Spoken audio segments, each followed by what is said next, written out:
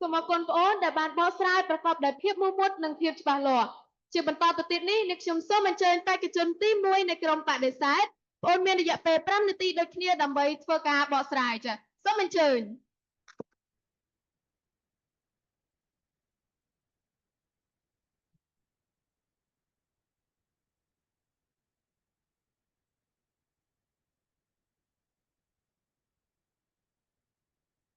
នៅក្រុមស្រុកបានលើកឡើងថាយុវជនមានចំណេះដឹងនិងការប្រើប្រាស់គឺអាចកសាងកម្ពុជាឆ្ពោះទៅរកវិបុលភាពតែយោងទៅតាមគោលនយោបាយរដ្ឋយុវជនកម្ពុជាបង្ហាញថាយុវជនត្រូវចំណេះដឹងនិងមនសិការតរំល្អទើបអាចកសាងកម្ពុជាឆ្ពោះទៅរកវិបុលភាពព្រោះថាបើយុវជនចេះដឹងហើយចេះធ្វើហើយហើយខ្វះនៅមនសិការតរំល្អភាពបានដូចជារូបកាយស្រស់សង្ហាតែបេះដូងប្រហានក្នុងណាអង្គវេទិកាទាំងមូលជាកិច្ចចាប់ផ្ដើមគឺជាសេរីរបស់អាយឧត្តមអគ្គនាយករដ្ឋមន្ត្រីគណៈកម្មការនិងជាវេទិកាទាំងនោះស្ទីគោរពមានខ្ញុំបេក្ខនិកាជាបេក្ខជនទី1នៃក្រុមបដិសេធមកពីស្រាបែលគឺអន្តរជាតិសូមនាំមកបដិសេធក្នុងន័យបំពេញបន្ថែមលើប្រធានបទដែលលើកឡើងថា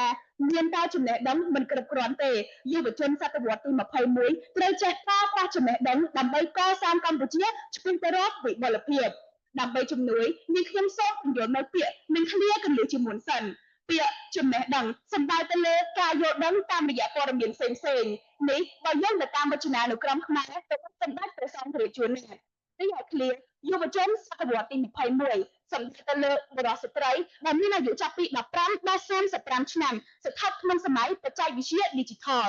នេះបើយោងទៅតាមគោលនយោបាយអភិវឌ្ឍយុវជនកម្ពុជាចំណែកឯពាក្យវិបុលភាពសំដៅទៅលើភាពរីកចម្រើនគ្រប់វិស័យប្រកបទៅដោយសុខសន្តិភាពនេះបើយោងទៅតាមសៀវភៅខ្មែរនឹងដំណើរឆ្ពោះទៅរកវិបុលភាពដូចនេះគេមានន័យជារួមមកថា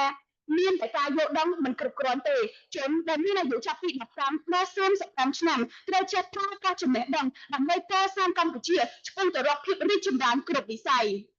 អង្គវេទិកាទាំងមូលជាទីគោរពក្នុងដំណើរកសាងកម្ពុជាឆ្ពោះទៅរកវិបុលភាពការដែលយុវជនមានតែចំណេះដឹងនិងការប្រើប្រាស់គឺមិនទាន់គ្រប់គ្រាន់ទេតែត្រូវទាមទារឲ្យយុវជនមាននៅមនសិការតរល្អដែលជាឆន្ទៈនៃការចូលរួមអភិវឌ្ឍការបំពេញកាតព្វកិច្ចទើបអាចធានាការបង្កើតប្រយោជន៍សម្រាប់សង្គមជាតិបានដែលឆ្លុះបញ្ចាំងតាមរយៈចលនាការទាំង3របស់ក្រុមយើងខ្ញុំគឺចលនាការទី1យុវជនសតវត្សទី21ត្រូវមានមនសិការជាពលរដ្ឋដើម្បីកសាងសន្តិភាពនិងស្ថិរភាពសន្តិសុខជាតិ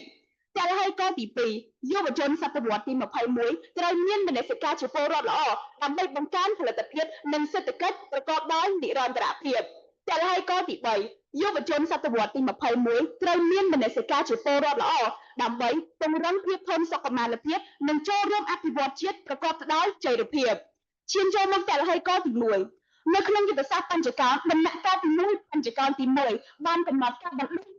លើជាអតិភិបដែលត្រូវមានទាំងចំណេះដឹងសិលធម៌គុណធម៌ដើរទន្ទឹមគ្នាព្រោះចំណេះដឹងដែលគ្មានសិលធម៌និងគុណធម៌គឺជាអាវុធដ៏គ្រោះថ្នាក់បំផុតជាសក្ខីភាពយោងតាមសៀវភៅប្រវត្តិសាស្ត្រកម្ពុជាប្រជាធិបតេយ្យលោកប៉ុលពតគឺជាបុគ្គលដែលបានសិក្សាខ្ពង់ខ្ពស់តែបែរជាប្រើប្រាស់ចំណេះដឹងសម្រាប់ប្រជាពលរដ្ឋខ្មែរប្រមាណ2លាននាក់ធ្វើឲ្យកម្ពុជាធ្លាក់ក្នុងរបបប្រល័យពូជសាសន៍ដ៏ស្រឿនជូរចត់ពិតណាស់យើងមិនអាចកែប្រែប្រវត្តិសាស្ត្រនោះទេតែនេះគឺជាមេរៀនបង្រៀនឲ្យយុវជនចងចាំនិងយល់ពីកាតព្វកិច្ចរបស់ខ្លួននៅក្នុងការថែរក្សាសន្តិភាពនិងសមិទ្ធផលដែលកម្ពុជាកំពុងមានក្នុងភាពជាខ្មែរតែមួយហេតុនេះហើយទើបសហភាពសហព័ន្ធយុវជនកម្ពុជាបានសហការជាមួយក្រសួងអប់រំយុវជននិងកីឡាបង្កើតនូវកម្មវិធីមនសិការពលរដ្ឋល្អក្នុងគោលបំណងបណ្ដុះយុវជនសតវត្សទី21ឲ្យមាននូវមនសិការនិងយល់ពីការបំពេញតួនាទីរបស់ខ្លួន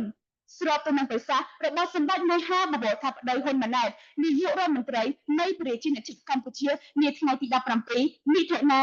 2025ថាមូលធនមនុស្សមិនមែនមានតែសមត្ថភាពនេះទេតែត្រូវមាននៅគុណធម៌ទើបអាចក្លាយជាមូលដ្ឋាននៅក្នុងការអភិវឌ្ឍជាតិនោះយើងនឹងមានពលរដ្ឋចូលរួមគោរពច្បាប់ហ៊ានមកឈរការពារនៅពេលជាត្រូវការជាសក្ខីភាពគ្រាដែលថៃឈ្លានពានកម្ពុជាយុវជនខ្មែរគ្រប់រូបបានមកឈរសាមគ្គីប្រកបដោយភាពរៈទៀតរៀបចំស្បៀងជូនបងប្អូនពិសកនិងកងទ័ពជើងមុខថែមទាំងប្រើប្រាស់សម្លេងនៅក្នុងការការពារកិត្តិនាមរបស់ជាតិ ជាចុងក្រោយក្រុមយើងខ្ញុំសូមសំណូមពរដល់យុវជនសតវត្សទី21គ្រប់រូបប្រកាន់ខ្ជាប់ទៅនឹងមនសិការពលរដ្ឋល្អជាប់ជាមួយនឹងសីលធម៌គុណធម៌ព្រោះនេះគឺជាចង្កូតនៃការប្រើប្រាស់ចំណេះដឹងដើម្បីរួមគ្នាកសាងកម្ពុជាឆ្ពោះទៅរកវិបុលភាពនិងរួមគ្នារក្សាបាននូវពាក្យថាអរគុណសន្តិភាពសូមគោរពអរគុណនិងសូមអរគុណ